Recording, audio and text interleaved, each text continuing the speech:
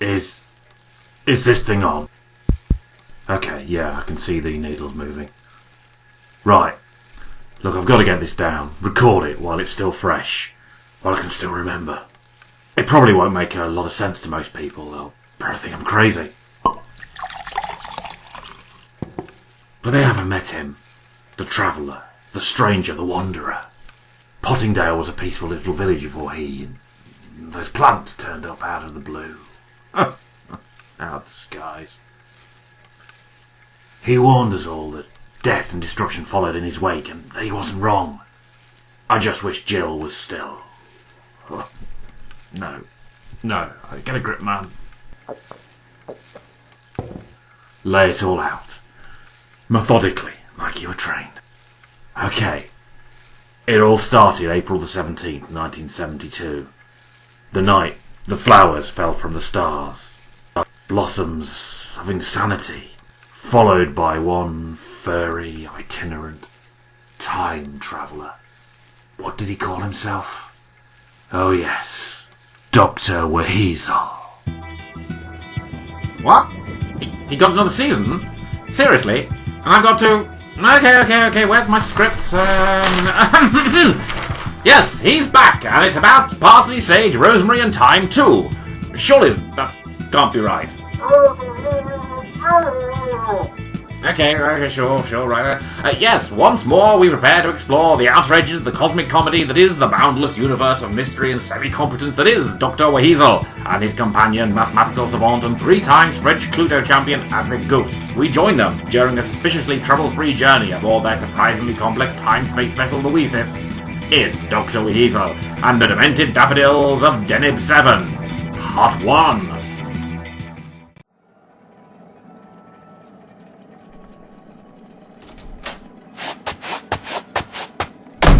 You're a lifesaver, Jill, and a mind reader to boot. I think we're in for a late frost tonight. Yes, they said as much on the radio earlier. Pass me the milk, please. Thanks. There you go. That'll soon warm you up. Thanks. I meant to ask, did you get a chance to check on Greenhouse 5 earlier? Ted said its heater was on the blink again last week, and I've not had a moment to check it. Jerry, remember, I'm not your flaming lackey. I didn't study at Stockchester University just to make your tea and run errands you couldn't be bothered with. With my qualification in xenobotany, you should be making my tea. Okay, Jill, old thing. I only asked as I saw you down there earlier. Thought you'd have noticed if the plants were at the right temperature. Well, yes, they were fine. I can take a look if it would help. Wouldn't want our grand cultivation experiment to go all pear-shaped. Nice one, Jill. What? Oh, pear-shaped. I will never understand your fascination with puns. They're the lowest form of humor, you know. Thought that was sarcasm.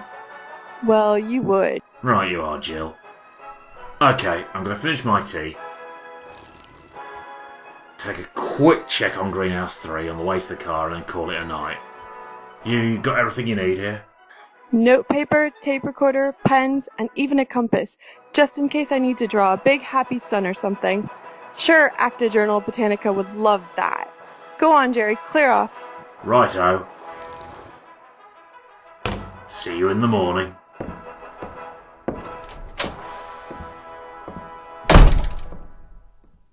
That was Rossini. Coming up shortly, an hour of Mendelssohn. Magnificent. But first, the news. The Minister for Domestic Affairs, Sir Nigel Ostrich, has issued a statement explaining that last night's spectacular meteor shower over the Peak District was the result of a malfunctioning Russian telecommunication satellite entering the Earth's atmosphere.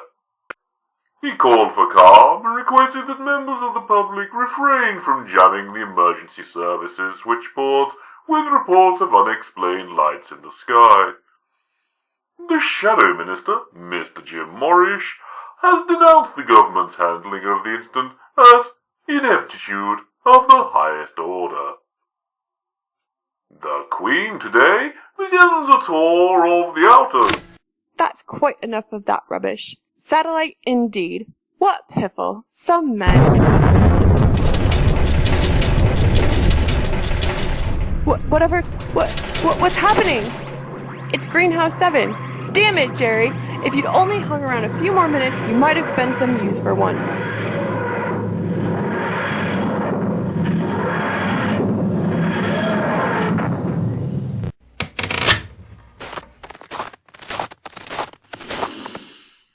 Get a load of that air, Advick. Venus 12, the freshest in the universe. Full of positive ions and flavogens. Flavogens are not a real thing, Doctor, any more than bifidus digestium or the science of Ole. And it smells more like a compost heap to me. It's always dark on this planet. I can't see my wings in front of my beak. I guess it could be cloudy, but there's no breeze. Hang on, let me turn on the sonic toothbrush's torch function. A torch function? On a toothbrush? Yes. And why wouldn't it have one? Sometimes I need to see when I'm cleaning my teeth. You need to see? Inside your own mouth? While you're brushing your teeth? How is that even possible? We travel in time and space, inside a box that's bigger on the inside and that's disguised to look like a portable toilet. And what baffles you is a toothbrush with a torch. Truly, Advick, inside your head must be a very weird place. Ah, here we go. Oh, and someone's potting shed. It's a very large potting shed. It's more like an industrial greenhouse. Look at all these plants. Tell me, Dr. WHeasel, is Venus 12 famed for its garden centres and arboretums? No, not really. It's not inhabited at all. It's one of the attractions of visiting it. Which means, despite having somehow got us back to our own universe, you will still have less control over the Weasel's navigational powers than you do over your own trousers. I'll have you know, Advick, I have a very firm control over my trousers. That's not what that princess on the mushroom planet told me. They've even got a new piece of string for a belt. Hello? Doctor? Was that light out there? Hello? In the greenhouse? I'm afraid you can't be in there. This is a restricted military scientific installation. Oh, rubber baby bumper buggies! Doctor, we're gonna get shot at again! And I'm wearing my best tunic, too! It's your only tunic. No, wait a minute, Advick. If she was a guard, she would have sounded, I don't know, more guardy, less polite, and probably a bit more authoritative. I can see you two down there by the builder's toilet. I'm sorry, is this some sort of student prank? Who's your personal tutor? Come on, don't mug me around. I've already called the police station, and Constable Drake will be along to clip your ears shortly. Another planet, another warm welcome, eh, Doctor? Too right, Advick. Oh, wait, I'm so sorry, lovely lady. It's Dr. Garland, actually. Oh, that's a coincidence. I'm Dr. WHeasel, and this is Advick Goose. He's my, intern. Supervisor. I don't care who he is, or you are, but both of you are going to have to come out here right now. This whole greenhouse is a controlled environment. It's been sprayed with an experimental mixture, and frankly, every minute you're in here is setting my work back days, if not weeks. An experiment, you'll say? Well, isn't it lucky that my intern Supervisor? and I happened along? You see, we're from the Government Ministry of Floral Plants and whatnot. Way to make it sound utterly plausible, Doctor.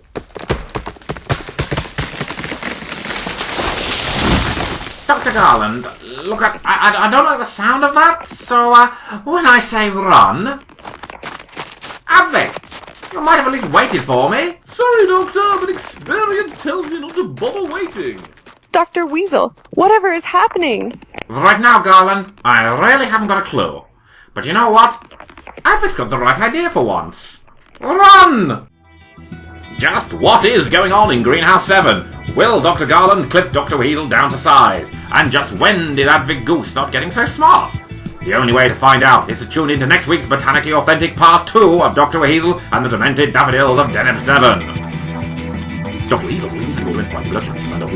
WHeasel, Advick Goose, and Sarah Meadows as Dr. Jill Garland.